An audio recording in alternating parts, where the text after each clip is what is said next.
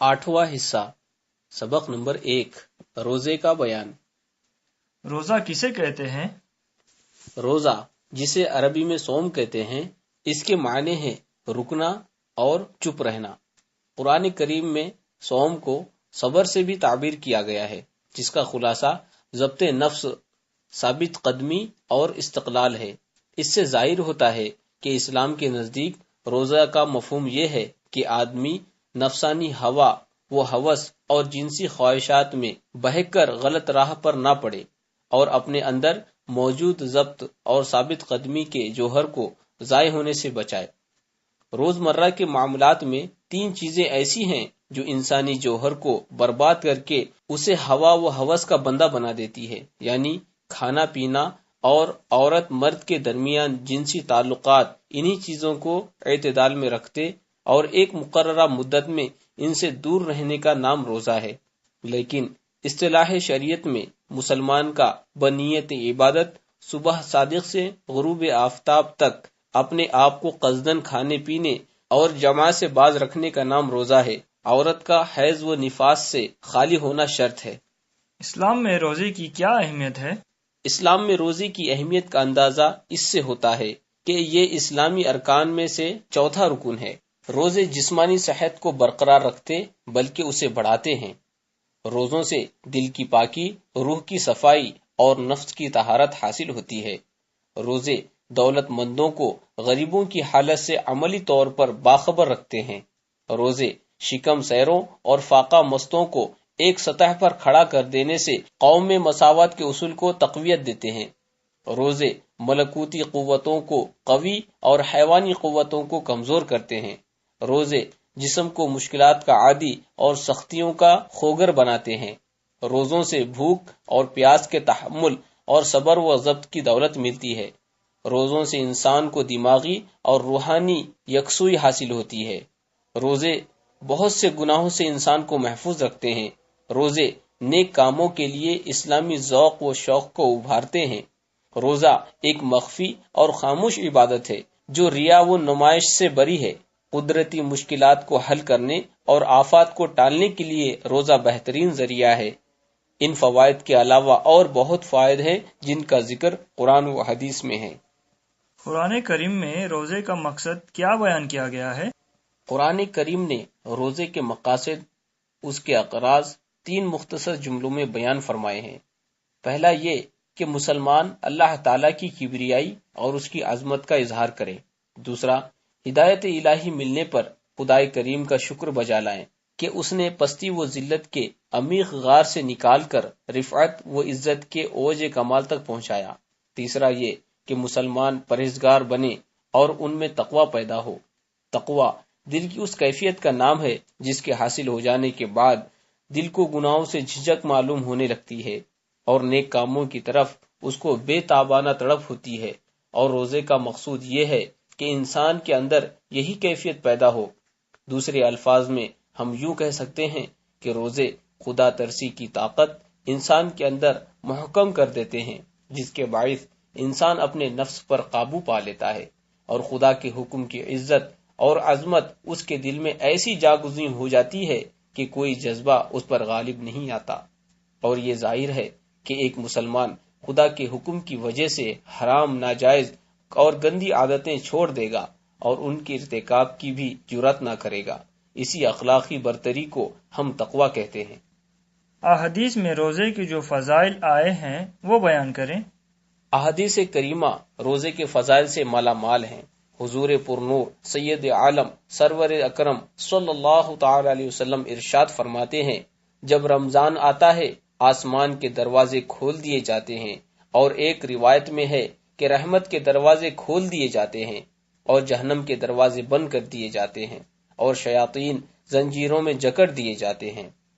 जन्नत इब्तिदाई साल से साल आइंदा तक रमजान के लिए आरास्ता की जाती है, और जब रमजान का पहला दिन आता है तो जन्नत के पत्तों से अर्श के नीचे एक हवा हूर आइन पर चलती है। वो कहती है, ऐ रब, तू अपने बंदों से हमारे लिए उनको शोहर बना जिनसे हमारी आंखें ठंडी हो और उनकी आंखें हमसे ठंडी हो।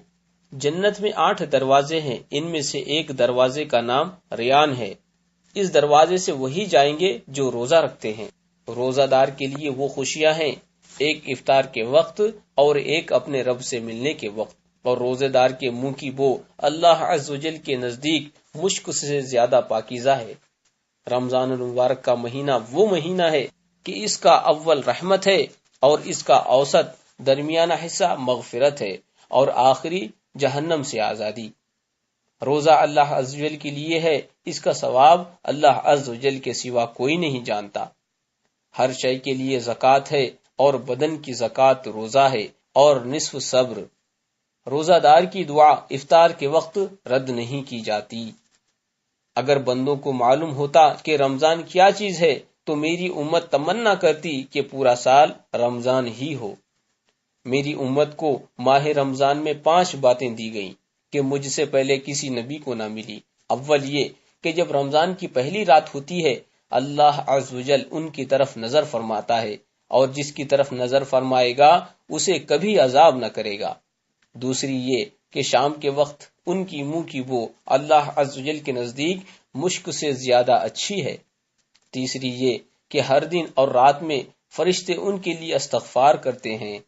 چوتھی یہ کہ اللہ عز و جل جنت کو حکم فرماتا ہے، کہتا ہے مستعد ہو جا اور میرے بندوں کے لیے مزین ہو جا۔ قریب ہے کہ دنیا کے تعب، مشقت و تھکان سے یہاں آ کر آرام کریں۔ پانچواں یہ کہ جب آخر رات ہوتی ہے تو ان سب کی مغفرت فرما دیتا ہے۔ کسی نے عرض کیا کیا وہ شب قدر ہے؟ فرمایا نہیں، کیا تو نہیں دیکھتا کہ کام کرنے والے کام کرتے ہیں، جب کام سے فارغ ہوتے ہیں اس وقت مزدوری پاتے ہیں۔ اللہ عز و جل رمضان میں ہر روز 10 لاکھ کو جہنم سے آزاد فرماتا ہے، اور جب رمضان کی 29ویں رات ہوتی ہے تو مہینے بھر میں جتنے آزاد کیے ان کے مجموعے کے برابر اس ایک رات میں آزاد کرتا ہے۔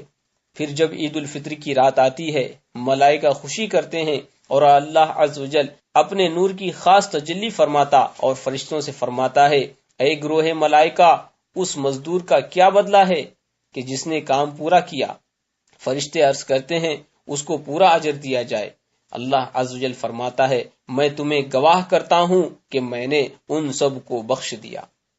روزے کے کتنے درجے ہیں؟ روزے کے 3 درجے ہیں۔ ایک عام لوگوں کا روزہ کہ یہی پیٹ اور شرمگاہ کو کھانے پینے جمع کرنے سے روکنا۔ دوسرا خواص کا روزہ کہ ان کے علاوہ کان، آنکھ، زبان، ہاتھ، پاؤں اور تمام اعضاء کو گناہ سے باز رکھنا۔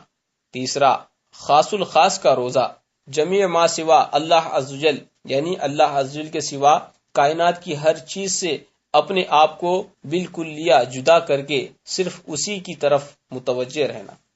روزے کی کتنی قسمیں ہیں؟ روزے کی 5 قسمیں ہیں۔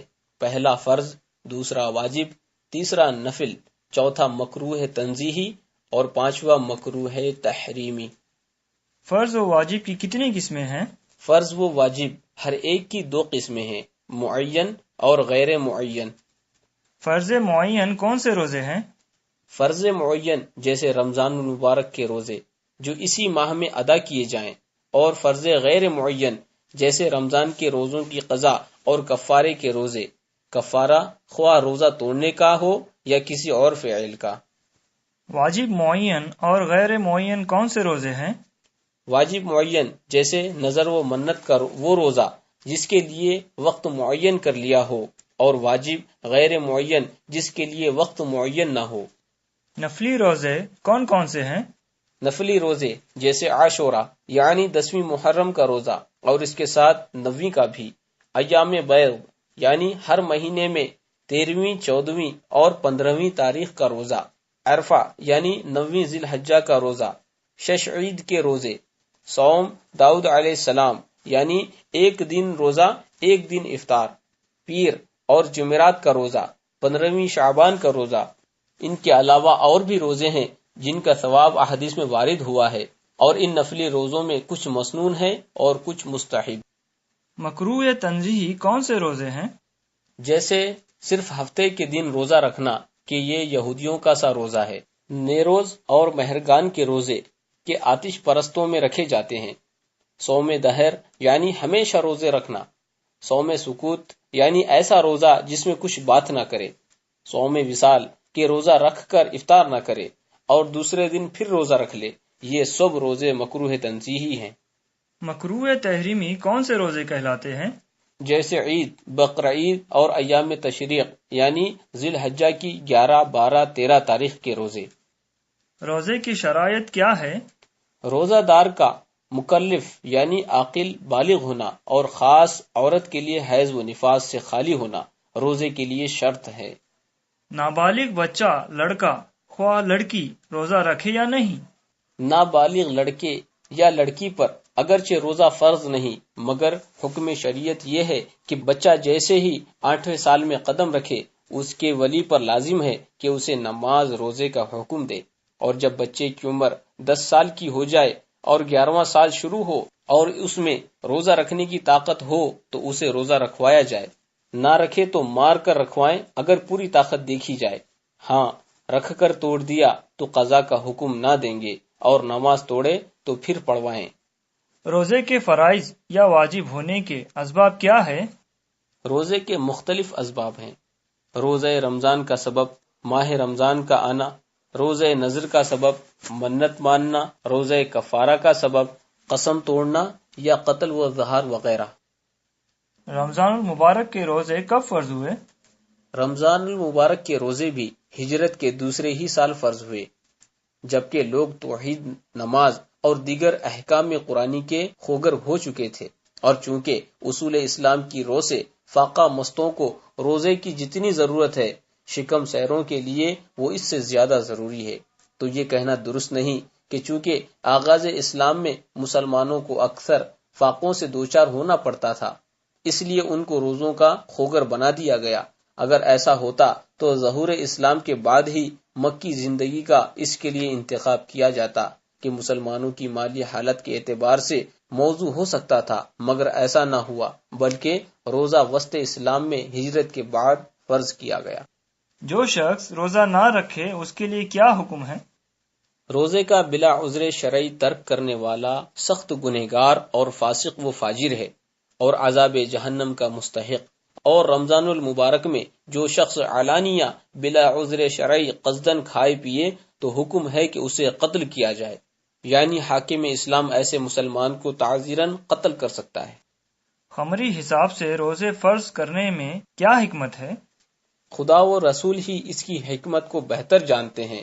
ہاں، بظاہر یہ بات کہی جا سکتی ہے کہ رمضان المبارک کا مہینہ قمری حساب پر رکھنے میں عام مسلمانوں کو یہ فائدہ پہنچتا ہے کہ قمری مہینہ اول بدل کر آنے سے کل دنیا کے مسلمانوں کے لیے مساوات قائم کر دیتا ہے، لیکن اگر کوئی شمسی مہینہ روزوں کے لیے مقرر کر دیا جاتا تو نصف دنیا کے مسلمان ہمیشہ موسم سرما کی سہولت میں روزے رکھتے، وہ نصف دنیا کے مسلمان ہمیشہ گرمی کی سختی اور تکلیف میں رہا کرتے، اور یہ امر عالمگیر دین اسلام کے اصول کے خلاف ہوتا، کیونکہ جب نصف دنیا پر سردی کا موسم ہوتا ہے تو دوسرے نصف پر گرمی کا موسم ہوتا ہے۔